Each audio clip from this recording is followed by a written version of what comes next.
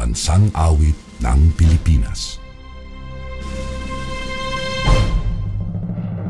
Kayang magiliw, telas ng sinakanan, alam ng puso, sa titik mo'y buhay. Lupang hinirang, tuyag ka ng magiting, sa manlulupin, di ka pasisingil, sa nagatang tutok sa simoy at sa langit mong pagaw, ay hinatang tula, kawin sa pagkayang minamahal, ang isang ng matawad mo'y tagumpay na naghihingi, ang bituin at araw niya kailan pamay di magtitingin, luman ang araw ng walhati pagsinta, buhay langit sa piling mo, ang hindi kaya ng pagkay mga api, ang mamatay ng dahil sa'yo.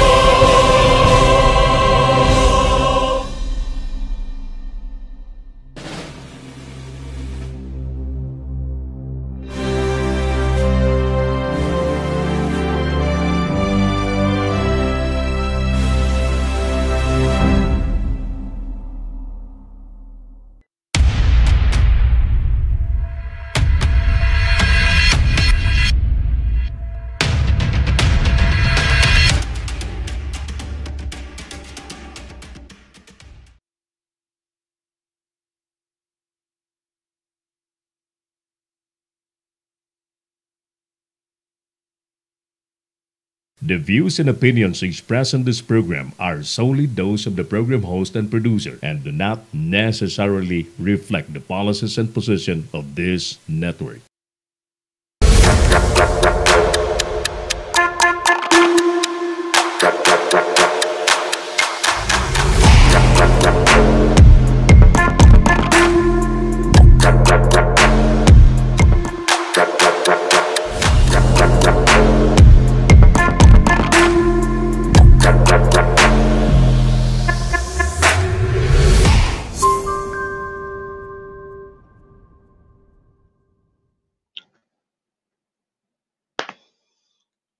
Magandang hapon po sa inyong lahat. Muli, narito na si Papa Angelo sa inyo para mangulit.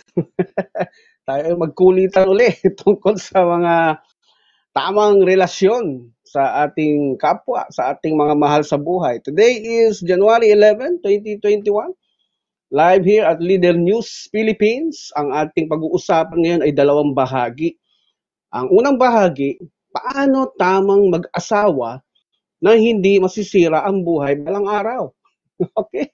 Napakahalagang tanong yan because ang dami na nating sirang buhay, no? Sa ngayon.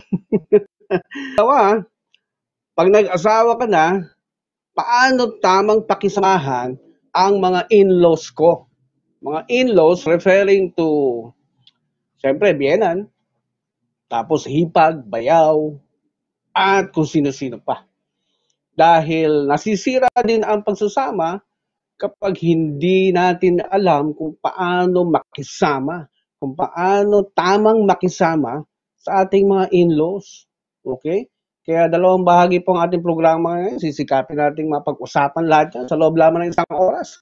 At kung sana nasusundan ninyo ang ating mga live episodes, ay malaking tulong po yun para makarelate po kayo sa ating mga sinasabi dahil lahat po yan ay magkakarugtong. Ano? may mga prinsipyo po tayong binibigay dun sa mga nakaraang episode na nag-a-apply din sa ating mga present episodes o forthcoming episodes na mas maiintindihan po ninyo ang ating buhay, kung paano ganda, kung paano aasenso, kung paano magiging masagana ang ating buhay, kung paano tayo mananatiling masaya at malusog hanggang sa maabot natin ang edad na nararapat para sa atin. Yung edad ba na enjoy natin ang buhay. Yung edad ba na masayang-masaya ka, na pag uugod ka na, mararamdaman mo, puro na lang smile, no? Puro smiling ka na lang smiling. Yung tinitingnan mo na lang yung mga apo mo na masaya din sila, sama-samang nagkukwentuhan, nagkakainan. Naku, ang sarap makita yan. ng isang lolo, no? O ng isang lola na fulfilled siya yung moment na yan na masasabi niyang pwede na akong matapos sa mundo. Kayo naman. Okay? Dapat lahat tayo, yan ang ating goal. Yan ang ating gugustuhin dapat na ma-achieve sa ating buhay. Dahil alam nyo ba, sa pag-aaral ng Harvard University, gumawa sila ng pag-aaral ng 75 years. Tuloy-tuloy yun. Kung may mag-resign doon, may magte-take over. Okay? Alam niyo kung anong pag-aaral yung ginawa nila? Sinubaybayan nila yung mga pamilya, pati yung mga anak, kung paano lumaki, paano sila naging successful sa kanilang mga career, at talagang ni-record nila bawat isa sa kanila. At hindi lang isang pamilya ang involved dyan. Maraming pamilya silang binantayan, sinubaybayan, kahit simula pa noong post-war, yung after-gera, after World War II. Sinubaybayan nila lahat yan. At natuklasan nila na sa 75 years na pag-aaral na yan, ang pinakamahabang nabuhay sa mundo at pinakamasaya, pinakamahabang nabuhay sa mundo at pinakamasaya at pinaka-healthy, walang karamdaman. Okay? Kaya tumagal ang buhay. Alam nyo kung sino? Yung nag-invest sa relationship. Nag-invest meaning, nagbigay ng panahon, nagbigay ng oras, nagbigay ng atensyon sa pagpapatibay ng relationship niya sa loob ng bahay, sa labas ng bahay, sa kanyang mga kamag-anak, at sa kanyang komunidad. Yun yung resulta ng study ng Harvard University.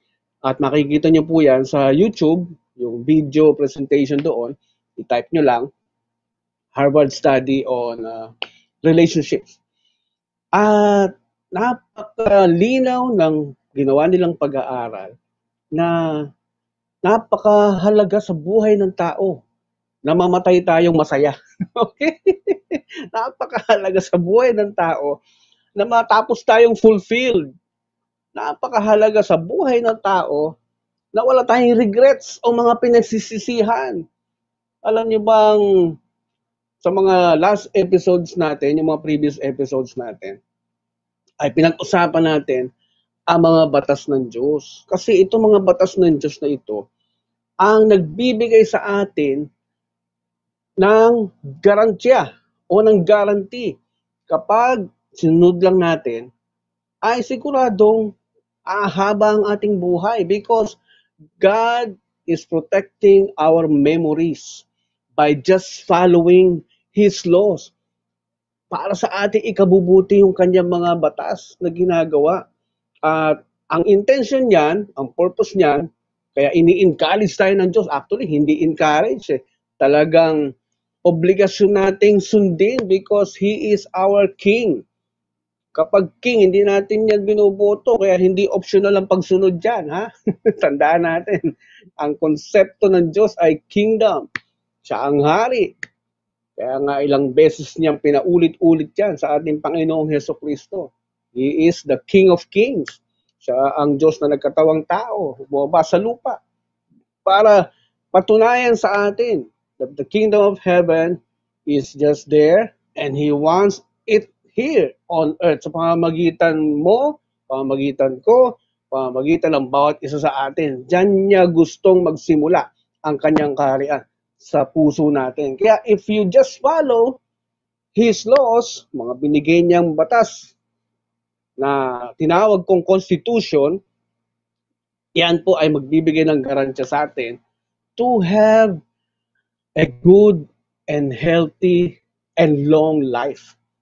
Kaya yun po ang resulta ng studies ng Harvard University. Aanhin mo ang malaking bahay kung ayaw naman umuwi ng mga anak mo. Aanhin mo ang maraming pera kung hindi ka naman makatulog, no? Binabantayan mo yung pera mo, lalo na kung galing sa masama yan, Hindi ka makatulog dyan.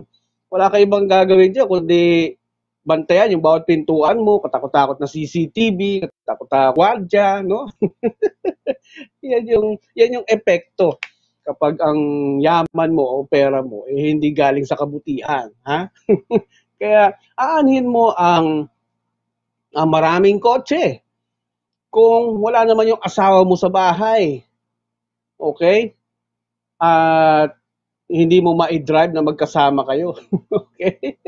Aanhin mo ang mga material na bagay na ito.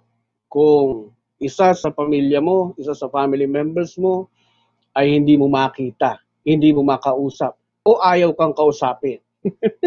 Yun ang mga magbibigay sa atin ng stress, ng kalungkutan, at magpapahina sa ating resistensya. So, saan ka mag-i-invest? Gusto mo ng mahabang buhay? Gusto mo ng mahabang malusog na katawan?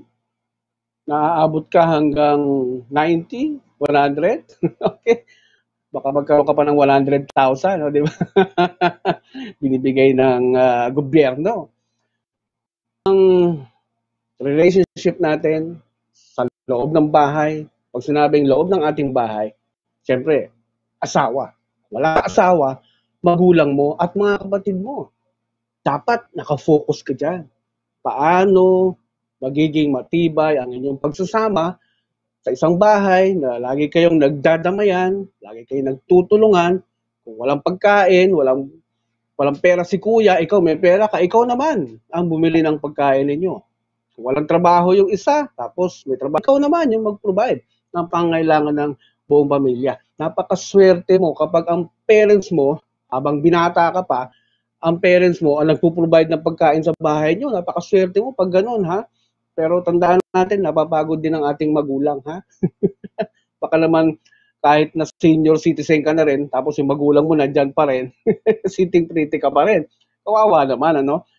Darating ang panahon na kailangan mong ikaw naman ang magtrabaho at mag-provide sa kanila, ha? Pagpahingin mo naman sila. Huwag naman puro ikaw. Okay? Kaya nga naisip ng tao na magkaroon ng limit ang age of accountability or age of responsibility. Di ba? Nakalagay nga sa ating family, pag nag-18 ka na, entitled ka na. Or meron ka ng karapatan mag-desisyon para sa sarili mo. Saan ka pupunta? Mag-aasawa ka ba? Mag-aaral ka ba? Actually, pag umabot ka pa ng edad 25 at hindi ka pa nagpapamilya o hindi ka pa nag-aasawa, alam mo bang 25 edad pababa ay nangangailangan ng iyong consent ng magulang pag nagpakasal ka? Tatanungin yung magulang mo, Mami, Daddy, Nanay, Tatay, papayag na ba kayong pakasal ako? Pwede ko na ba kayong iwan? Pamilya. Okay? So, kasama yun sa pagrespeto na dapat natin ibigay sa ating magulang. Utos din ng Diyos yan. Kaya mamaya pag-uusapan din natin yan. At pag umuo sila, pumayag sila, o ibig sabihin they can also stand on their own. Kaya na rin nilang tumayo sa sarili nilang paa. Kahit na lumabas ka ng bahay, magpamilya ka, mag-asawa ka, siguraduhin mo lang na nasusubaybayan mo pa rin sila sa kanilang mga pangangailangan sa bahay. Ha? Balitaan mo naman, hindi porke nag-asawa ka na, bahala na sila sa buhay nila, no? Yung magulang mo. Hindi dapat ganon, Mars. Kasi kasama yan sa pwedeng mong pagsisihan kapag hindi mo nasusubaybayan ang iyong magulang o pinabayaan mo na. Okay? Kahit na wala pa tayong batas tungkol dyan, yung pagpapabaya sa magulang, iniisip na ni Senator Ping Lacson yan. Ano? Pinasa na niya as a bill, yung kapusahan sa mga anak na nagpapabaya sa mga magulang. Tingnan natin, baka makapasa, ha? Maging batas. At lalong wala ka ng tatakbuhan para pabayaan ang iyong mga magulang. Ako, napakarami niyan sa Home for the Aged. Napakarami din yan sa mga foundation centers na mga pinabayaang ama't ina matapos gampanan ng kanilang obligasyon sa mga anak Yung mga anak nag-solo na. Now, siyempre, pag tinanong mo naman yung mga anak, bakit mo pinabayaan magulang nyo? Siyempre, meron ding dahilan yan. No? Hindi pwedeng pinabayaan lang. Meron ding cause, meron ding dahilan sila na pwede mong malaman o dapat mong malaman. Pwede nilang sabihin na, kasi yan, magulang ko salbahe kasi noon sa akin yan . Ang dami ko nakikita ang bahay sa Maynila na ang laki-laki ng bahay, tapos nandun nanay lang, yung yung babae lang. Tapos yung mga anak, wala. Hindi mo makikita dumadalaw man lang. Hindi mo man lang makita na naaalala yung kanilang magulang. Daming bahay ganyan na makikita mo. Hindi na sa Maynila, baka sa buong Pilipinas. Ang laki ng bahay, pero ayaw umuwi yung mga anak. Yun ang ating problema. Kaya kung ikaw ay anak na naging pabaya sa iyong mga magulang, magiging bad memory sa iyan. Lalo na kung hindi mo nasabi, hindi mo naparamdam yung pagmamahal mo sa huling bahagi ng kanilang buhay, ay naku, dadalin mo yan. Sayang, sorry. Mami, daddy, sayang, sorry. Tatay, nanay. Mahal na mahal ko kayo. Kung hindi nila marinig, paano pa niya ma-appreciate yan? Okay? Huwag nyo lang hintayin yung moment na yun. Araw-araw yan pinadadama. Araw-araw yan, 24/7, ini-express ang pagmamahal sa magulang. Dahil kung hindi dahil sa kanila, wala ka dito sa mundo. Ha? Kabayan? Okay. So itutuloy natin itong ating episode. Ang dalawang topics natin, paano tama mag-asawa nang hindi masisira ang buhay, at kung paano tamang pakisamahan ang ating mga in-laws. Sa pagbabalik po ng Papa Angelo, the Life Mentor.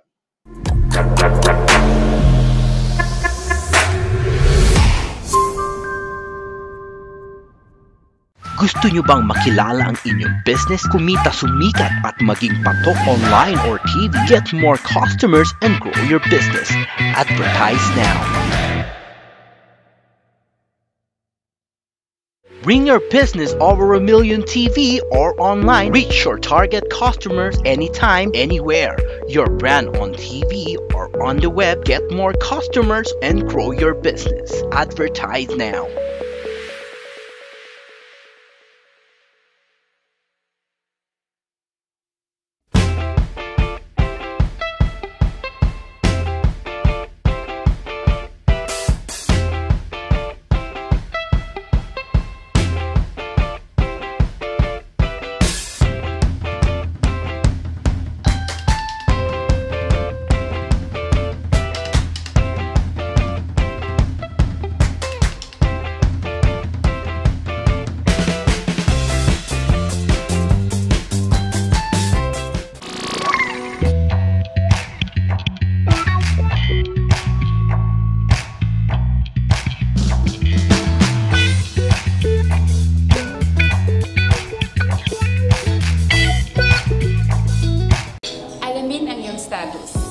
Sama-sama nating labanan ang epidemya ng HIV sa Pilipinas.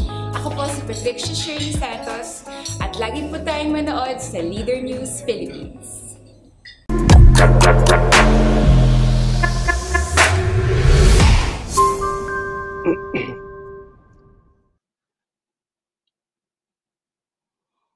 Nagbabalik po si Papa Angelo, the Life Mentor, dito sa Leader News Philippines. Alam niyo ba kung bakit gumugulo ang ating buhay? Alam niyo ba kung bakit nag-aaway-away ang isang pamilya sa bahay? Alam niyo ba kung bakit nagkakahiwalay ang mag-asawa? Alam niyo ba kung bakit nagkaaway-away ang mga magkakapatid sa isang pamilya? At kung ano-ano pa na may kinalaman sa pakikipagrelasyon natin sa ating pamilya. Alam niyo kung bakit? Yan ay ang pag-violate natin sa relationship laws ng Diyos. Merong relationship law ang Diyos kasi siya naman nagsimula niyan eh. Siya ang gumawa ng relationship, hindi kung sino-sinong tao dyan. Hindi gobyerno, hindi kongreso, hindi senado. That's part of the natural laws na diniscuss ko sa mga nakarahang episode. Kaya pag galit sa iyo ang asawa mo, galit sa iyo ang magulang mo, There was something violated. And what was that? Relationship loss. Yan ang maganda nating dapat malaman para maiwasan natin yung ma-stress sa buhay. Para maiwasan natin yung maagang pagkakasakit. Eh, pag sinerch mo kung ano ba binibigay ng stress sa atin, marami. Oo. Papaghinain niya yung iyong resistensya. Ang stress ay mayroong liquid na nilalabas sa utak na negative yan at pumupunta sa mga vital parts ng ating katawan na siyang nagpapalambot, nagpapawalang gana sa ating gawin, yung kumain, yung mga normal na dapat natin gawin, no? Yan yung nagbibigay ng kawalang gana pag tayo na-stress. Kaya hindi tayo dapat, yung katawan natin hindi designed to handle stress. Alam niyo ba kung paano ginawa ng Diyos yung katawan natin? Designed to be happy. Okay? Kaya masarap ang feeling, di ba? Pagka masaya ka, ang sarap ng damdam. Gusto mo laging makapag-unwind, makita mo lang yung magagandang dagat, bundok, di ba? Pag pagod tayo, makasinghot ka lang ng simoy ng hangin, ang sarap sa pakiramdam. This is how our bodies was designed. So, ang buhay natin, ang mundo ay created base sa batas. So, gusto kong sabihin muna, ito ay batas ng Diyos. Dahil ito ang pinakauna, bago pa nagkaroon ng tao. So, pag sinabi kong batas, I'm always referring to God's law. Batas ng Diyos. Okay? So, gaya na na-explain ko, ang mga batas na ginawa ng Diyos dito sa ating mundo at sa humanity, sa mankind, ito ay nakapaloob sa isang libro na tinatawag kong Constitution.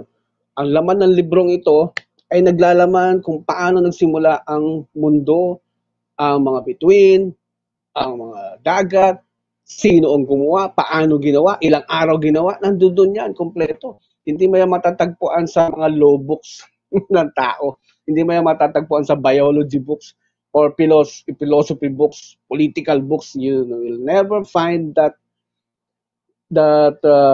incident or creation ng mundo sa mga librong yan. You can only find that from that Constitution of God, which is called the Bible.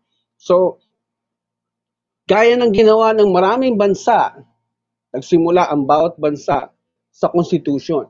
Ang Constitution na yan ay isang agreement between man and country. No? Kapag Constitution ng isang bansa ang pinag-uusapan natin. Yan ay pagkakasundo-sundo ng mga tao. Okay, yan to magiging batas natin, ha? Susunod ba kayo dito? Yes, sir. Susunod po kami lahat dyan. Okay, para maging maayos ang ating buhay, kailangan sumunod tayo dito. So, nakapaloob dyan ang mga do's and don'ts ng bawat citizen sa isang bansa. Kasali din dyan siyempre yung mga privilege, yung mga rights, karapatan, etc. etc. So, ganun din sa Diyos. Gusto mo maging entitled sa mga karapatan niya na binibigay sa human being? Gusto mo makatanggap ng maraming biyaya? Gusto mo makamit yung peace of mind? Eh, sundin mo rin ang batas ng Diyos. Ha? Yung constitution niya. Kaya ang Biblia na yan ay hindi yan naglalaman ng kwento lang. Okay? Naglalaman yan ng maraming prinsipyo, batas sa buhay. Diyan, binigay ng Diyos, diyan, nilahad ng Diyos yung kanyang mind. Paano ba siya mag-isip? Paano ba siya magsalita? Paano ba siya makapag-deal sa tao? Paano niya inayos ang bawat bahagi ng ating buhay para hindi tayo malungkot, para hindi maging disorder ang ating buhay. Nakapaloob diyan, siniguro niya na bawat area ng buhay natin ay maayos. Okay? Kaya nga lagi tayo nagdi-desire ng magandang buhay eh. Pagka nahihirapan na tayo, nagrereklamo na tayo eh, di ba? Lalo na kung 40 years old ka na, tapos nag-jeep ka pa rin, problema na yun, no? Hindi mo nagugustuhin yun, lalo na kung may pangarap ka sa buhay. Kung walang pangarap, ayan, tinitiis yan. Parang tanggap na, no? Tanggap na nila kung ano sila. Ito na lang ang kaya kong maabot eh. Ito lang ang kaya kong ma-enjoy. pag-jeep, pag sa sidecar, umabot na ng 50 years old, nag-jeep pa rin, okay? Yan ang mga nawalan na ng pangarap. Yung bang natanggap na nila sa sarili nila na mukhang ito na yung buhay na binigay sa akin ng Diyos eh. Sabi mo yun. Pero tanungin mo ang Diyos, yan ba? Yan ba talaga ang buhay na binigay ng Diyos sa'yo? Hindi. Pag pinag-aralan mo, pag binasa mo, pag inalam mo yung mind ng Diyos at the time na ginawa niya ang tao. Kaya everything was all in His mind eh. Eh wala pang taong mautusang magsulat eh. Kaya magkaroon na ng taong magsusulat ng lahat ng nilalaman ng kanyang kaisipan, eh yun na, sinabi niya na lahat. Isa-isa. Okay? At magkakarugtong yan. Yung sinabi niya rito sa Old Testament ay inuulit sa New Testament. So, merong consistency kayong makikita dyan. Okay? Now, i-define ba natin ang Constitution? The basic principles and laws of a nation, galing sa Wikipedia, state or social group that determine the powers and duties of the government and guarantee certain rights to the people in it. It's also a written instrument embodying the rules of a political or social organization. It's also the physical makeup of the individual, especially with respect to the health, strength, and appearance of the body, a hearty constitution. Okay, so that's the definition of constitution given by our Wikipedia. Or it is also the mode in which a state or society is organized. Okay? The manner in which sovereign power is distributed. So, in other words, ito ang mag-aayos, magbibigay ng order, peace and order, security sa ating buhay. Kaya lang, kung mapapansin nyo, yung Constitution ng Diyos, naglalaman din ng prosperity at success. Pero yung Constitution ng tao, pag binasa mo, eh, hindi binibigay yung guarantee dyan na aasenso ka, gaganda ang buhay natin. Wala yan sa Constitution ng tao. Ha? Makikita mo lang yan sa Constitution ng Diyos. Ang Constitution ng tao, nandoon peace, safety, security, mga rights, privileges, benefits. Okay? Pero, huwag mong asahan na yayaman ka sa mga benefits na yan na binibigay ng gobyerno. Okay? Huwag mong asahan yun na gagaan ng buhay mo dyan. Okay? Ano ang magbibigay sa iyo ng gaan ng buhay, success o pag-aasenso sa buhay? Yung Constitution na galing sa Diyos. Nandun yan. Hindi lang peace, hindi lang security, hindi lang safety sa buhay ang binibigay ng Constitution ng Diyos, kundi how to be prosperous. Paano maging masagana ang buhay natin? Paano maging successful ang ating career? Paano maging successful ang ating relationship with the family, with the society, with our relatives, with the government, with everyone na makasalamuhan natin. Kasi nandun yan from the beginning eh. Nung ginawa niya ang tao, ang mundo, He has the same thing in mind.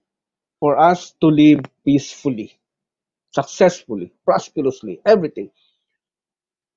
Kaya, ang sabi niya, ito tingnan natin from the beginning anong guarantee, anong basehan mo sa sinasabi mo na yan, Papa Angelo, Genesis chapter 1.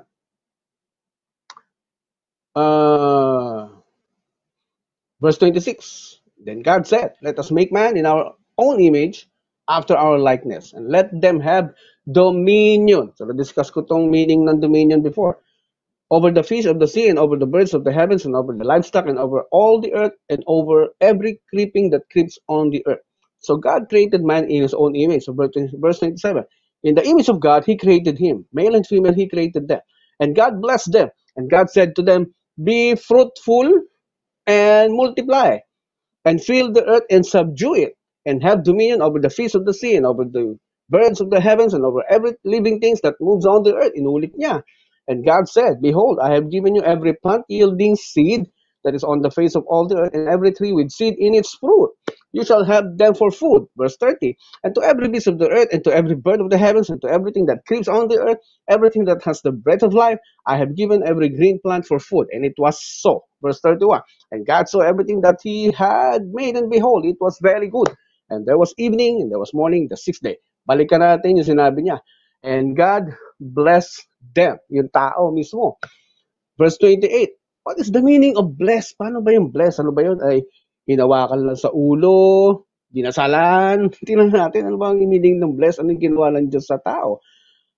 Sabi sa dictionary.com, it's a special favor, mercy, or benefit. Okay? A special favor, mercy, or benefit. A favor or gift bestowed by God, thereby bringing happiness. The invoking of God's favor upon a person. Ibig sabihin pala ng bless, pag sinabi ng Diyos na bless, ikaw ay pinagpala na hindi mo kailangang maghirap. Oo. Yun pala yung ginawa ng Diyos sa atin. Kaya, be fruitful and multiply. Yung ginawa kasing interpretation ng mga magagaling nating mga religions before, yung multiply, ay tinuruan ng tao na magpakarami. Kaya nagparami ng anak. No, masunurin eh. Paano? Maling turo yung binigay, multiply. Eh, pagka makakainin na yung minultiply nila, problema na. Okay. Ay, nako. Tamang turo. Ito po ang aming ginagawa para tayo ay mas pagpalain at magawa natin ang gusto ng Diyos, yung kalooban niya. Ito po yun. Napilit natin sinasaliksik at sinishare sa inyo. So, binless ng Diyos ang tao. Ibig sabihin, hindi ka pa pinapanganak, ikaw ay guaranteed na mabubuhay ka ng prosperous, ng successful, ng tahimik at masaya. Nakatanim na yan. Yan yung ginawa niya. Bless them. Okay? Sabi pa ng Wikipedia, to be blessed means to be favored by God, the source of all blessing. Blessings, therefore, are directly associated with and are believed to come from God. Oh, imagine, Wikipedia to lang sasalita, hindi na Biblia to, ha?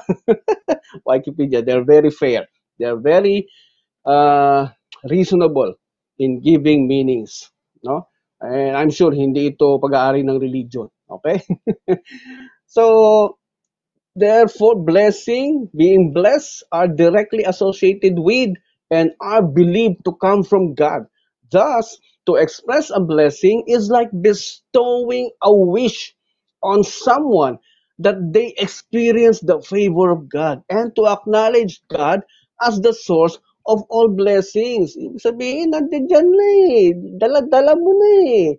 Kailangan mo lang ilabas at maging mabunga ka at i-multiply.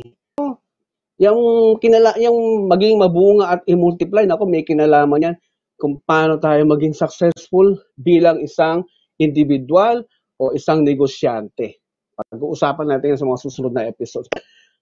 At sabi pa doon kanina, so binasa natin sa Genesis, di ba? Have dominion.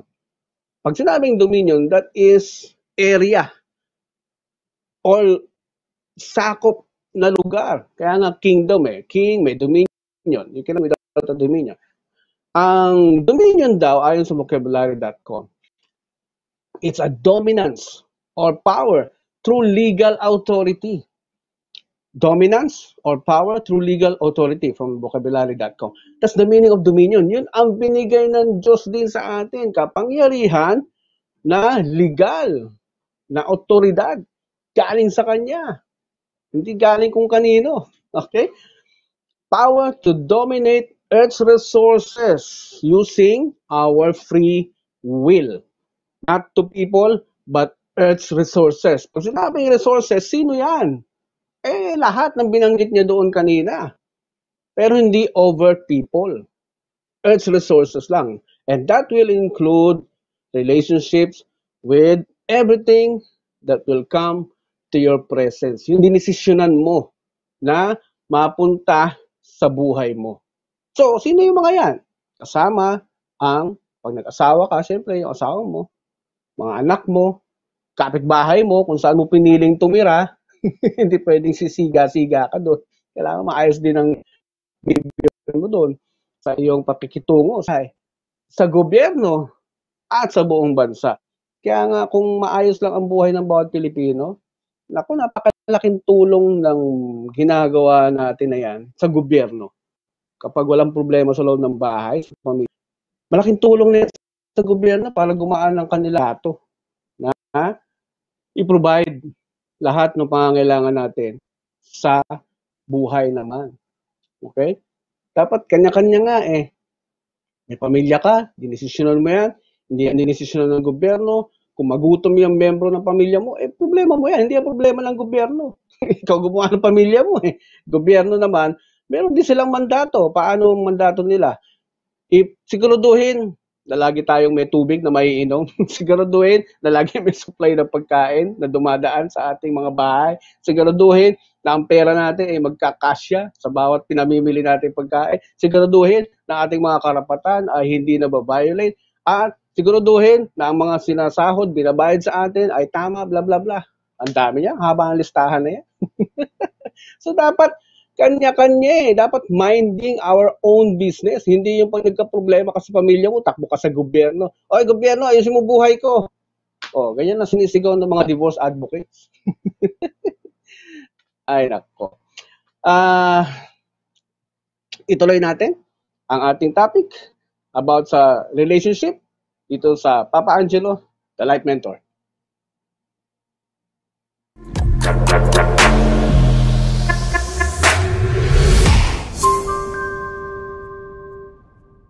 Gusto nyo bang makilala ang inyong business, kumita, sumikat, at maging patok online or TV? Get more customers and grow your business. Advertise now.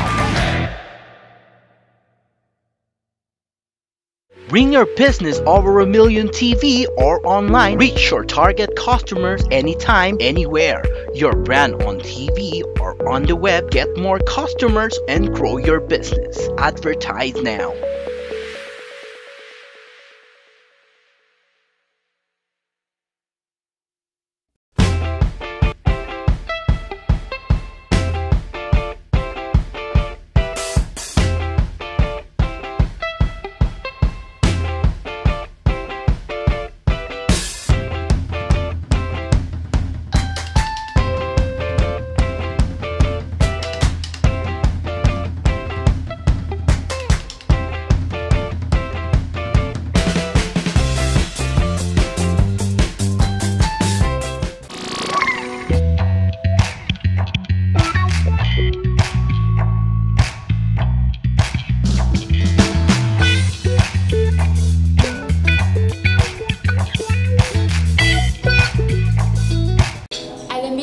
status. Sama-sama nating labanan ang epidemya ng HIV sa Pilipinas. Ako po si Patricia Shirley Santos at lagi po tayong manood sa Leader News Philippines.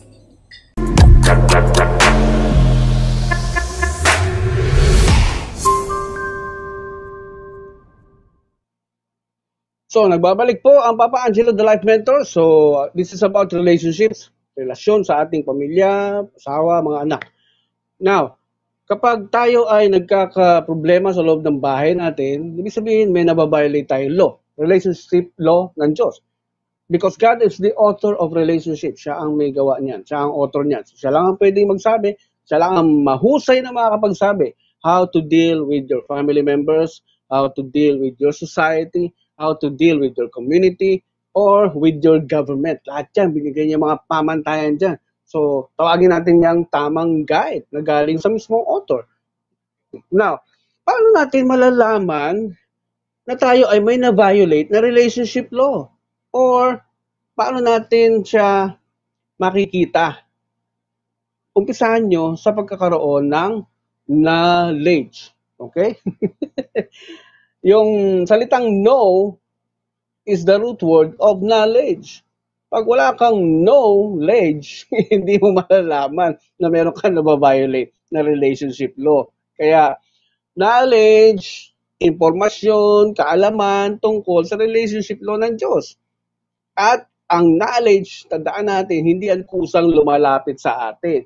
Hindi yan dumarating sa bahay natin. Hindi yan pupunta, kumakatok sa ating bahay. Hi, hello, I am knowledge, get me.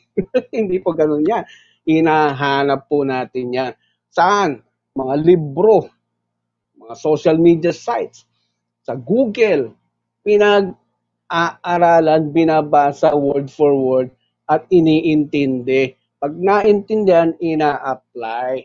So, ito ang mga kaalaman na pwede kong i-share sa inyo, mga knowledge. Paano tama mag-asawa nang hindi masisira ang buhay mo balang araw? Bakit ba nag-aasawa mga tao? Alam nyo, may mga dahilan tayo mga Pilipino, mga palusot, ano? Ito mga dahilan ko, kaya ako nag-asawa eh. ito, iisa-isahin ko sa inyo, yung mga maling dahilan sa pag-aasawa. Number 1, it must be love. Bakit? Bakit mali ang mag-asawa ng love ang nararamdaman? Eh, gusto kong pag-usapan yan sa ibang episode kasi mahaba yan. Dapat pag nag-asawa kayo, hindi love yung nararamdaman nyo. Bakit? Kasi pag love nyo ang bawat isa, itinatago ng bawat isa yung kanilang mga kahinaan. No? Pag in love ka, kaya nga sinasabi nila, bulag yung pag-ibig eh. Kasi tinatago yung mga mababaho na pagkatao sa kanya. Kasi it will not work for his interest. No? Meron kang nararamdaman, yes, gusto mo siya, pero ayaw mo naman sabihin na malakas kang humilik. At ayaw sabihin na mabaho ang paa mo. Okay? Na meron kang, anong tawag doon? na parang hiyang-hiya ka pag nagtabi kayo sa higaan at magigising siya. Ba't ang baho ng paa nito? Baka bigla ka iwanan, di ba? Kaya hindi dapat nangingibabaw yung love para magdesisyon kang mag-asawa o magpakasal. Hindi yan nakakatulong kasi na malaman ng partner mo yung iyong mga weakness, yung iyong mga maduduming bahagi ng pagkatao mo. It will not work for your best interest. Kaya hindi sinasabi, hindi nalalaman ng partner. Nagugulat na lang, malalaman mo na lang yan after nung kasal. Ano ba itong pinakasalan ko? Kaya hindi ka dapat nagpapakasal o nagpapamilya dahil gustong-gusto mo siya, love na love mo siya. Marami ka pang dapat gawin, ha? Kasi mabait siya noon. So isa to sa mga dahilan ng mga Pilipino, bakit nagpapakasal? Kasi ang bait niya eh. Parang wala na akong makikita kasi ang bait niya eh. Pwede. Pero kung ginawa mo ang trabaho mo, nakilalanin siyang mabuti. Hindi yung feeling mo lang mabait siya. O lahat naman na nag-asawa ngayon, yan din ang sinabi. Pero yung mga binabalita sa TV ngayon na tinagayang mukha, pinagbabaril ng husband, at kung ano pa, yan ay ganun din yung sinabi nila nung sila yung nagsumpaan, nung sila yung pinakasal. Mabait kasi siya noon eh. Oo, noon. After 10, 20 years, ayan, tinataga ka na. Okay? Ano pa? Best friends kami. O, best friends sila. I'm sure, kilalang-kilala nyo na ang bawat isa. Pag yan ang dahilan nyo sa pagpapakasal, kilalang-kilala nyo na ang pamilya ng bawat isa. At kapag hindi, mali itong dahilan na to. Hindi porke best friends kayo, qualified na kayong magsama, magpakasal. No? Meron kang dapat ginawa. Okay? Pang-apat, kaya kami nagpakasal kasi kailangan na eh. Kasi buntis na. O, mali ang dahilan. Porke nabuntis, papakasalan mo na. O, yes, sabi ng society, nakakaya. Pakasalan mo. Nabuntis yung anak, buntis mo yung anak namin. O, okay. Kahit yung simbahan katoliko, hindi discourage yan eh. Hindi porke nabuntis na, ipakakasalan mo na. Kailangan mo nang dumaan yan sa maraming proseso. Oo. Number 5, dahil matanda na ako, kaya nagpakasal. Maling dahilan. Okay? Mamaya sabihin ko tamang dahilan. Okay? Bakit mali itong dahilan na to, Papa Angelo, na matanda na ako, kaya ako nagpakasal? Kasi naman baka naman hindi ka na magkaanak. Baka yung edad mo hindi na qualified a baby. Baka nag-expire ka na tapos yung pinangasalan mo asang-asa na magkaka-baby kayo. Tapos tinago mo sa kanya. Unang hindi ka na pala pwedeng manganak tapos tinuloy mo pa rin yung pagpapakasal, eh naku, makauuwi lang talaga kayo sa annulment. Ang tawag dyan, fraud. Okay? Hindi mo pinagtapat yung totoo na hindi mo na pala, wala ka na palang capacity para magkaanak, tapos tinuloy mo pa rin. Maraming dapat kayong pag-usapan dyan. Okay? Para magkapamilya, kasi galing sa broken homes, broken family, nagtang siya, so nag-asawa para magkaroon ng masasabi niyang pamilya. Pwedeng tama ang dahilan, pero ang sinasabi lagi ni Papa Angelo, dapat prepared ka pa rin. Tama ang dahilan mo, gusto mo magkapamilya, dapat ginawa mo pa rin yung part mo by knowing your lifetime partner well prior, bago kayo magpakasal. Para may magmahal, para magkaanak, para may mahalin. So magkakarugtong tong dahilan na to. Yung magkaanak, may magmahal, may mahalin. Pag sinabi mong para may magmahal sa akin, kaya ako gusto magpakasal, ibig sabihin, hindi mo mahal sarili mo. Yan ang unang-unang requirement para maging qualified ka magpakasal. Yung natapos or umaapaw ka na ng pagmamahal sa sarili mo. Nagampanan mo na lahat ng goals mo, lahat ng plano mo, nagawa mo na, at hindi mo na siya babalikan pag nag-asawa ka na. Kasi pag nag-asawa ka bigla, tapos hindi mo pa naka-accomplish lahat yung plano mo, hindi mo pa nagagawa lahat yung gusto mong gawin, yung buhay binata o dalaga, hindi mo pa masyadong na-enjoy, big pakasal, during your marriage, babalikan at babalikan mo yan. Hanap-hanapin mo yan kasi hindi ka satisfied. So, problema yan kapag ka hindi alam ng husband mo yan. Baka, o ng wife mo yan. Hahanapin ka palagi niya. Bakit late ka na umuwi? Mga barkada pala, yung gustong-gusto mo kasama Gusto mo lagi sila kakwentuhan, kainuman, mas gusto mo silang kausap kaysa sa asawa mo. Problema yan. Okay? What else? Makatakas sa mga magulang o di masayang pamilya. Naku, maling dahilan din yan para mag-asawa, para makatakas sa magulang o hindi masayang pamilya. Maling dahilan yan. Tingnan nyo, isang example ko, may celebrity akong kilala. Nakilala nyo rin, sigurado. Sikat na sikat sila magkakapatid. Na-interview sa minsan sa media. Sabi ng reporter, bakit ba ang gulo-gulo nyo magkakapatid? Bakit pag gustong-gusto nyo pinapaalam sa buong mundo, ang problema ninyo magkakapatid, pati sa mga pamilya ninyo, sa away ninyo lahat na yung dalawang magkapatid, iisa ang lalaking relasyon, iisa yung gumamit, no? Parang, hirap na magsalita. Bakit ganyan? In other words, bakit kayo ganyan?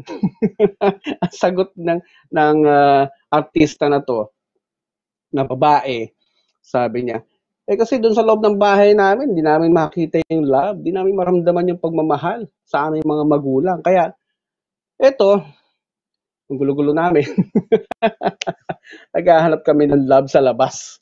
Kaya pag may nagbigay ng kotse, uy, love niya ako. Pag may nagbigay ng condo unit sa kanila, uy, love niya ako. So doon nila nararamdaman yung expression ng love sa kanila. Kaya kilala nyo sila. They are very known to the public. So huwag na natin gayahin, ha? Meron pa. Takot tumandang binata o dalaga kaya mag-aasawa na lang. Naku, maling dahilan din po yan. Kawawa naman yung partner. Gagawin mo lang caregiver, no? Walang kamalay-malay pinakasalan mo. Kaya ka pala nagpakasal dahil natakot ka na tumandang binata ka. Caregiver yung labas niya. So that's one-sided. That's very unfair. Huwag natin gawin basehan yan sa pagkapapakasal. Companionship. Gusto ko ng companionship. Yes, gusto ko ng kausap lagi.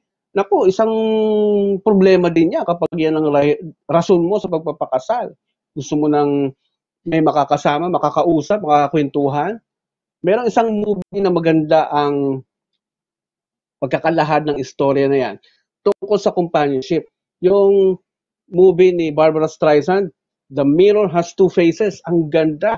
Kasi yung lalaki doon, companionship lang pala yung habol niya. Tapos, nagpakasal, ganun pa rin yung gusto niya. Gusto niya lagi siyang may kausap.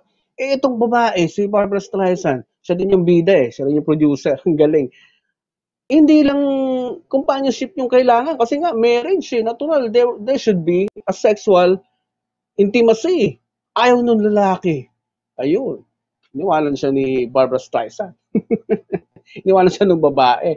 At inintay niya magising sa katotohanan itong lalaki na huwag kang papasok sa relationship, sa pag-aasawa, kung companionship lang ang habol mo.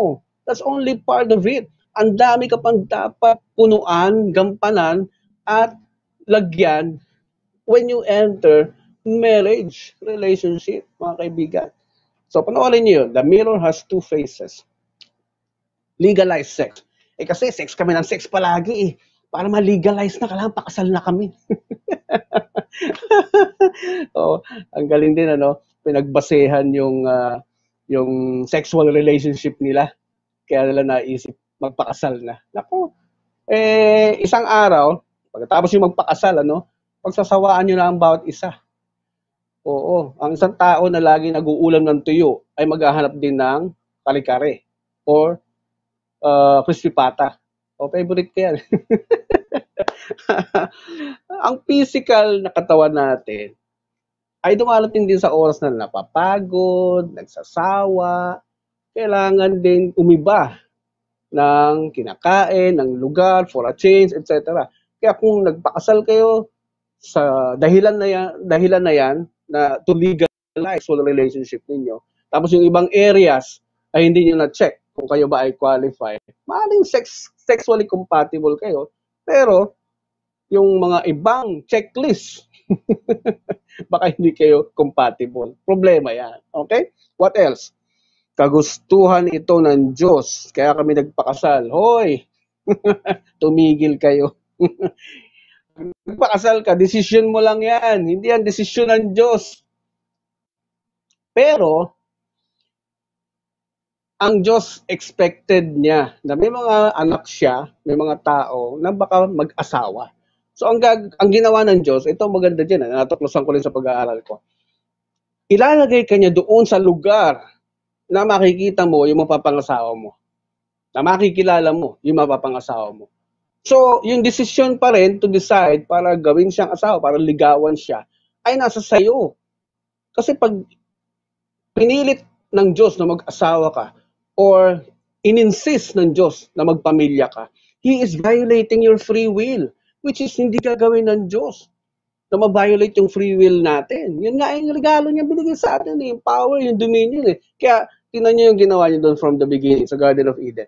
Pinatulog niya si Adan, at nung mabuo na niya si Eva, galing sa katawan ni Adan, ay nilagay daw niya doon sa harapan ni Adan.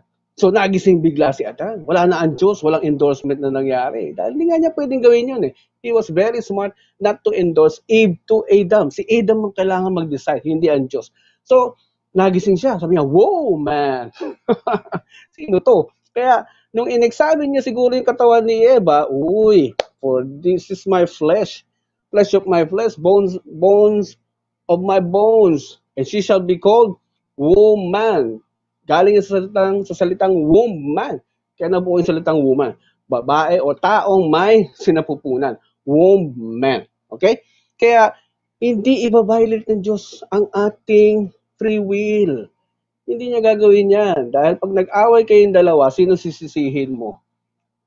God, itong binigay mong asawa sa akin, kaya nasira ang buhay ko God is very smart not to do that. Hindi niya gagawin yan na kagustuhan ng Diyos, kaya ka nagpakasal, hoy, magtigil ka. Tanggalin nyo na yan, ganyang assumption. Okay? Mali yan. What else? To grow together spiritually. Oh, pwede. Yes. Nagdesisyon kayo magpakasal to grow together spiritually. Araw-araw kayo nasa simbahan. Sige. Pero tandaan ninyo na ang tao ay may tatlong pangangailangan. Yes, spiritually. May dalawa pa. Yan ang theory ni Papa Angelo. Pinag-aralan ni Papa Angelo yan. 3 basic needs na napaka-importanting needs ng tao. Spiritual nourishment, psychological nourishment, at physical nourishment. Hindi pwedeng spiritual lang ang reason nyo sa pag-aasawa o pagpapamilya. Kailangan naintindihan nyo rin kung anong obligasyon ng pag-aasawa at yan ay under the psychological nourishment na kailangan mong punuan, gampanan, lagyan. What else? Yung physical nourishment. Maraming kailangan ang ating katawan na dapat pinuprovide din ng pinili mong pakasalan. Yan po yung iisa-isahin natin sa next episode. Kulang na tayo sa oras. Ako, pag si Papa Angelo talaga ang nag-present kompleto, wala kang hihilingin iba pa. Talaga namang magkakaroon kayo ng tamang guide.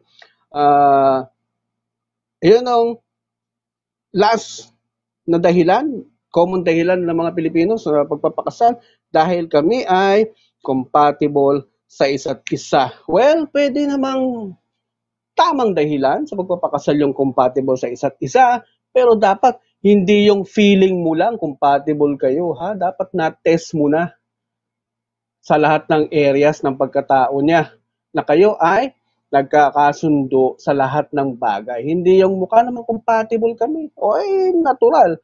Bago kayo ikasal, mabait yan. Bago kayo ikasal, ipapakita niya na ginugusto niya yung mga gusto mo rin.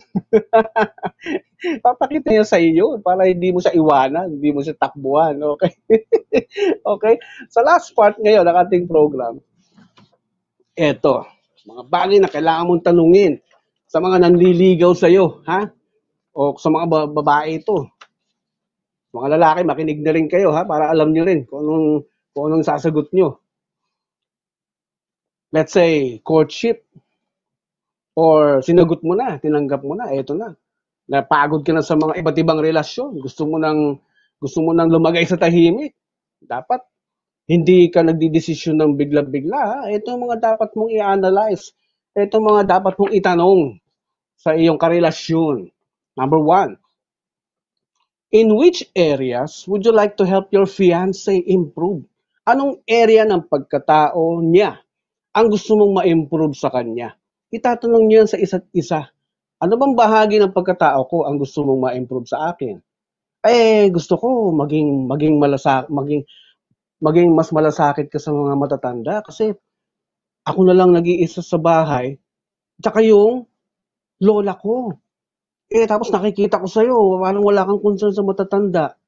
Problema yan. Okay? Kailangan ina-address na yan. Kung mahal na mahal yung relasyon mo, nagmamahalan kayo talaga, i-address nyo na yan. Paano pag nagpakasal na kayo, tapos makikita niya, nandun din sa bahay niyo yung nanay mo o lola mo. O, kung ano ang maramdaman ng lola mo dun sa bahay, halimbawa, nadulas, natapilok, baka hindi niya pansinin. No? Baka kunyari, nasa CR siya, busy siya. Ano ang mga areas na kailangan ma-improve sa akin? Tanungin niyo sa bawat isa. Pangalawa, what are some matters about which the two of you have different opinions? Ano yung mga bagay ba na lagi natin pinagtatalunan na magkaiba ang ating opinion? Ano yun? Isa-isahin natin. And let's meet at the center. Saan tayo dapat magkasundo? Okay? Para hindi naman nyo lagi pag-awayan pagka kayo ay kinasal na. Okay? Tatanungin nyo na yan sa isa't isa bago kayo mag-declare ng engagement, bago kayo mag-announce sa buong mundo sa mga friends ninyo na ikakasal na kayo. Okay? Number 3, who will manage your family finances? Sino ang magmamanage ng pera nating dalawa? So, kung mas marami kinikita ng babae, tapos si lalaki, ito lang ang kita niya, kalahati ng kita mo. Alam nyo, along the way, magkakaproblema kayo dyan. Kaming mga counselors, nakikita na namin yung mga pwede nyo maging problema balang araw. Kaya ina-address na namin yan sa inyo. Pang-apat, kung parehong may careers, whose job determines where you will live. Alam mo, mayroong teacher ka, yung isa engineer. Tapos yung engineer, matatagalan ma-assign sa probinsya. Tapos ikaw, teacher ka, o ilang buwan kayo hindi magkikita. Merong isang Supreme Court case yan, na teacher yung babae, tapos yun nga, engineer, eksakto pala sinasabi ko, na pinipilit nung lalaki na sumunod sa kanya yung wife niya, doon sa probinsyang ma-assign siya. ayaw ng babae, pinaglaban niya yung karapatan niya kung saan niya gusto magtrabaho. Ayun, ang ending, naghiwalay sila, na-annul sila, sila yung pamilya. So, that's a violation of relationship law of God. Mas sinunod ng babae yung kanyang karapatan na binibigay ng batas ng lupa. Batas ng Diyos, submit to your husband. Binviolate mo. Ano ngayon ang bigay sa inyo pagkakahiwalay ng family nyo? Di bad memory, dala-dala mo hanggang pagtanda mo. Malapit na tayo. What do you usually fight about and when do you usually fight? Anong kadalasan yung pinag-aawayan at kailan kayo lagi nag-aaway? So pag-usapan nyo yan habang kayo ay hindi pa nagsasabi ng I do. Okay. Pang-anim, ano ang mga pwede nyong gawin kung kayo ay hindi magkaanak? Hindi kayo mabuntis o hindi kayo makabuo. Kaya nga, pinapayo ko din sa mga nagpapamilya na magpa-medical muna kayo bago kayo magpa-engage. Kung kayo ba ay may kakayahang magkaanak. Kasi pag hindi, umasa lang kayo, malaking frustration yan sa married life kapag hindi ka nabuntis. O kung asang-asang yung husband na magkaroon ng anak. Frustration yan. At talagang mawawalan ng gana si mister, mawawala yung motivation. Maaga pa lang, bago kayo magpakasal, i-check nyo na kung kayo ay may capacity magbuntis o mabuntis. At kung hindi, mag-usap na kayo. Ano ba to? Tutuloy pa ba natin to? Tapos, pag hindi tayo nagkaanak, anong gagawin natin? Di ako, willing ako, ready ako mag-ampon. Okay ba sa iyo yun? Okay. Pagka pinagkasunduan nyo talaga yun, wala kayong isusumbat sa isa't isa balang araw kasi pinag-usapan nyo, inanalyze nyo. Nako, mga kaibigan. Pang-pito. 8 lang naman to Pang-7. Sa iyong deathbed, kapag daw ikaw ay mamamatay na. Pinag-uusapan na rin to. What would sum up your life as worthwhile? What would give meaning to your life? Ano ang magpapasaya sa'yo? Sa oras na gusto mo nang mamaalam sa mundo. Ano ang gusto mo makita? Ito yung sabi ko kanina na masarap tingnan yung iyong pamilya na magkakasama, kumakain, nagtatawanan, buo, tapos pa-smile-smile ka na lang bilang patriarch nila. Naku, di ba? Ang sarap ma-fulfill ang buhay ng ganong feeling, na ganong nakikita mo. Kumpleto sila. Yan, dapat ang sabihin nyo sa isa't isa bago kayo magsabi ng I do. Pang-8, what do you intend to do? Stay in love. Ano ang kailangan nyong gawin daw to stay in love? Okay? Gawin nyo yung mga pangangailangan ng bawat isa. Yung mga needs ng bawat isa. Yun ang kailangan nyong malaman. Kaya knowledge is very important. Kulang na tayo sa oras, mga kaibigan. Kaya may part 2 pa ito dahil laging napakaraming impormasyon ang gustong i-share ni Papa Angelo sa inyo para maging maayos ang ating buhay. Hindi pa natin napapag-usapan yung tungkol sa in-law, sa parents. Abangan niyo yung part 2 niyan. Hiningal ako. Masyado ko excited dito sa ating mga pinag-uusapan. But definitely, mga kaibigan, ang tamang guide ay napakahalaga sa ating buhay dahil ito ang magbibigay sa atin ng tamang desisyon. At ang tamang desisyon na yan ay nagbibigay sa atin ng tamang klase ng buhay. Mga kaibigan, mga kababayan kong Pilipino, huwag na tayong makinig sa mga chismis, huwag na tayong makinig sa sinasabi ng society. Pakinggan natin ng Diyos, pakinggan natin ang kanyang mind, kaisipan, at yan ay nasa Biblia. Huwag kayong matakot magbasa ng Biblia. Saliksikin, basahin, unawain, i-apply. Ang trabaho ko po ay ma-motivate kayo na alamin din ang mga bagay na ito dahil ito rin yung nagpapaganda ng buhay namin ngayon. Ang free will natin, gamitin natin sa tamang paraan, sa tamang dahilan. Yung ating regalo galing sa Diyos, yung power to dominate, yung power to decide for our own. Yan ang regalo ng Diyos sa atin, to enjoy life. Masagana, masaya, tahimik na buhay, ang kapalit niyan. At ang guide na yan nandun sa kanyang constitution. Alamin lang po natin ang mga tamang guide na ito. Dahil kapag natutunan natin lahat ito, nagiging wise tayo. Nagiging matibay ang ating pamilya, ang relationship sa ating buong angkan, sa society at sa ating mga kamag-anak. At yan ang nagbibigay ng kapanatagan sa ating loob na nakakatulog tayo na mahimbing sa araw-araw. Ito po si Papa Angelo, the Life Mentor sa ngalan ng Leader News Philippines. Maraming salamat po sa inyong pakikinig. Magbabalik po ako sa Wednesday. MWF po ating schedule around 1 o'clock. Kung minsan 1:30, 2 o'clock ang start. Pagpasensyahan nyo na po. Yan ay minsan dahil sa signal problem or technical problems. Maraming po salamat. See you on Wednesday sa pagpapatuloy ng ating topic. Bye-bye!